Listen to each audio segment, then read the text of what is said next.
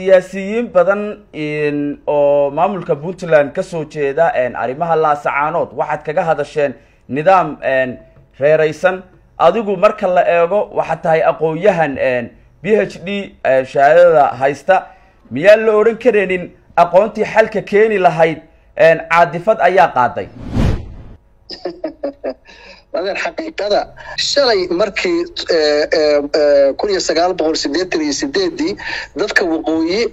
لدقيني لبنبيني نبات هذا لو جيسني سيدا حد كون أنا واحد الشري هذا أدوه الله صحته يدي كلامه. أوكي إن أدوه مدن مدحوينه هراء إن واحد إسكان دتيريس إن قبل كسول عم مجال هذا لسعانات أي تهاي ديجان أي مابل كذا قعنت كويس سومالي لان أهنا ديجان هوسي ماذا إن سومال هذا ما تاسد إن ده إسكت رئيسا. أنا إسكان بتريد إياه وحلا يرادو حقيقة شرطان كحلينا. لكن سومالي لان ووضن مدة صدّن سنة مدح بنانا أو قبضة دورشة ديمقراطية أو أن هبا يراتي كدعين سوماليا أو أدمر رئيس الوزراء كسر نقطي بونتلان أو أدمر مدحوينه كنقطي مركا مدة صدّن كسنة هرمرك كلا دوان أي سوماليا كنت اللابستي إيا مدح بناني ده adigu ma waxa leedahay waa mashruuc waxa la rabaa 30 sano dadku talaabooyin tira badan oo horumar ay qaadi karaan marka wixii wanaaga oo ay sameysteen nabadgelyo ha ahaato kala dambeyn ha ahaato waa la bogaadinaya kulanti wacan oo wanaagsan daawadayaal ku soo dhawaada waraysi gaara oo telefishinka MMTV la yeelan doono madaxweynihii hore ee dawlad goboleedka Puntland mudane Cabdiwali Cali Gaas horena u soo noqday ra'iisul wasaarihii hore ee dawladda federaalka Soomaaliya oo waqti xaadirkan ku sugan dalka Kenya ugu horreyn waa ku soo dhaweynaya mudane waxaad warbixin kooban naga siisaa xaalka guud ee gobolka Sool ay waqti xaadirkani ku sugan tahay sidaad u aragtaa adeeryaas waa maasan tahay MMTV-na waa ka mahad celinaya waraysiga dabcan anigu kama hayo information hoose oo dadku aysan ogeyn kama hayo laascaano laakiin waa magaalo hadda raran waa magaalo hadda sugaysa isbedel waa magaalo dadkii lahaa ay ugu badan yihiin ismadii hadda ay joogaan ayagu ay ka taliyaan yani khayrkeedana waa sugayna insha Allah de kale ismadii ba gobolku lahaa ayaa hadda meesha isugu tagay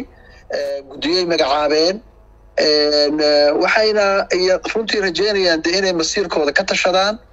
oo ayagu markaasi ayahooda sida ay u rabaan ay u cabiraan una soo saaraan intaas baan ka ogahay laakiin xaaladeedu hadda kala dagaalka ma jiro way degan tahay dadkii u dhashay meesha ayaana jooga hadda maamul gacanta ku haya waa gartay adigu sidee bay kula muuqataa in jaamac garaad cali oo muddo 15 sano magaaladaasi Laascaanood ka baqnaa oo maalintii shalay ahayd dib ugu soo noqday iyo khudbadii uu jeediyayba maxaa kaaga baxay والله أنا قرأت علي وبقادنا يا رنتي وانين قديات أدق وانين مبدأ أدق وانين كو أدق متقان وحلا يرادو مدح بنانيدا إيه حرية الشخصية مقالة لاسعانود مقالة على مساري ويه مقالة دشي ويه مقالة أبي دبتاتي كأنشر كسو قلي شري ويه مقالة قرأت كوها ويه حكت دورتي انت صورة نسوق اوغ اهنا inuu yani ku dhex joogo waxa la yiraahdo ama ahaano ama xorriyad la'aan ama damiirkiisu uu yani wax xoqaya mar walba damiirkiisa uu ku arka laascaano maxaa xorriyad la'aan uga jeeda mudane madaxweynaha hore waxa Soomaaliland la yiraahdo waxa la yiraahdo dalka lagu kala goynaya raalli ka ahayn weeye marka waxa soo dhan waxay tusayeen isagana ay wala ekaatay marka in uu isagu dibadda ka joogo marka hadda bilatay oo lagu marti qaaday inuu yimaado dabcan marka wuxuu goostay inuu tago odayaashii kale oo dhan meesha tagay kaligii marka ma maqnaan karin inuu tago marka meesha waa ay ku habboonayd khudbada uu jeediyay anigu khudba yar oo 10 daqiiqo dhageystay marka aad uga waxay soo hadlay laakiin inta aan ka dhageystay kule wax xaqiiqaha uu ka hadlay waxa jiro ka hadlay waxa rabitaankiisu sheegay rabitaanka dadkiisa uu wakiilka ka yahay buu sheegay sidii aabayaashiisba ay aaminsanaayeen يعني dadkan waa la socotaayo taariikh runtii gaar ay leeyihiin dadka gobolkaas sool ku nool oo Soomaali ilaa aysan jirinin oo ahaa daraawiishtii iyo taariikhdeedii iyo la dagaalankii gumaysiga Ingiriiska waxaasoo dhan marka waxaas adeer tixgelin bay u baahan yihiin ma garad okay mudane madaxweyne hore haddaan hadalkaaga dib u sii raaco waxaad ku celcelisay xorriyad la'aanta iyo maamulka aad kaga dhawaajisayba yaad uga jeedaa de qofku hadduusan aaminsanayn nidaamka meesha ka jira iyo hawsha uu ka hayo dabcan xorriyad kuma joogo qofka Soomaaliga ah oo caalanka buluuga wata ayaa la xirayay oo la jir dilayay laascaano waqtigii hadda ay joogeen moogtay in halkaas ay deegaan Somaliland ay maamusho ay tahay marka leedahay calanka buluuga laftigeedii Hargeysa dhexdeeda miyaa laga ogol yahay calan Soomaaliyeed maya calanka Somaliland ayaa laga ogol yahay mudane madaxweyne hore aan ku saxay mid tahay waa maya waa aaminsan yihiin in gobolkaasi uu gaar isu taago oo uu isagu ismaamulo oo dadkiisu maamulaan ama magaca doona la baxaan Khaatume SSC miyaa la ogolaa waa maya waxaasoo dhan xorriyad xumay ahayd qof ka hadli kara ma jirin qof hadal oran kara ma jirin qof mashruuca Somaliland goosadka ka soo horjeeda meesha mana joogi karin xorriyadda kuma haysan karin waxna ma oran karin marka intaasina wax la inkiri kara ma wax jira weeye adna waad ogtahay masxanaad u joogtaa ama burcay Hargeysa u joogtaa okay adigu mudane madaxweyne hore ma waxaad iska indhatiraysaa in gobolka Sool ama magaalada Laascaanood ay tahay deegaan ay maamulkeeda gacanta ku hayso Somaliland ahna deegaan hoos yimaada Somaliland adigu ma taasad indhaha iska tiraysaa walaal waxa weeye rabitaanka shacabka muhiim ah anigu iska indhatirid iyo waxa la yiraahdo xaqiiqada jirtaan ka hadlaynaa Laascaano dadkeeda hadda gacanta ku haya cid hore xoog ugu joogtayba marka aniga hadda ra'yigayga gaarka ay weydiisay waa sidaas way adeer laakiin Somaliland waa wadan muddo 30 sano ah iyo dhowr sano madax banaana oo qabsaday doorasho dimuqraadiya oo aan haba yaraatay ka dhicin Soomaaliya oo aad mar ra'iisul wasaare ka soo noqotay Puntland oo aad mar madaxweyne ka noqotay marka muddada 30 sano horumarka kala duwan ay Somaliland ku tallaabsatay iyo madax banaanideeda adigu ma waxaad leedahay waa mashruuc walaal waxa weeye horta madax banaanidu hadda sharciya ma haysato Somaliland dabcan odayaal u badan reer gaara ayaa ku shiray burco ayaga ayaana go'aankaas gaaray go'aan masiiriyo oo dad badan oo ama dadka ku nool Awdal dadka ku nool Sanaag dadka ku nool Sool ay la wadaageen oo raalli ka ahaayeen ma aysan ahayn marka hadda mid mashruuc hadda sharciyad leh oo international recognition haysatana maaha dhanka kale wixii wanaaga oo gobolkaas dadkaasi ay sameysteen oo ah nabadgeliyo iyo ismaamul iyo doorasho waan bogaadinayaa moogta laakiin waxa la rabaa 30 sano dadku tallaabooyin tira badan oo horumar ay qaadi karaan marka wixii wanaaga oo ay sameysteen nabadgeliyo ha ahaato kala dambeyn ha ahaato waa la bogaadinayaa laakiin wixii mabda ah oo ku saabsan Soomaalinimo iyo kala gooyn iyo suhayn waxa weeye waa meesheeda marka anigu ma aaminsan inuu yahay mashruuc sharcina ku dhisan mataqaana dan xataa waqtiga dheerna u ah dadka Soomaaliyeed meesha ku nool okay siyaasiyiin badan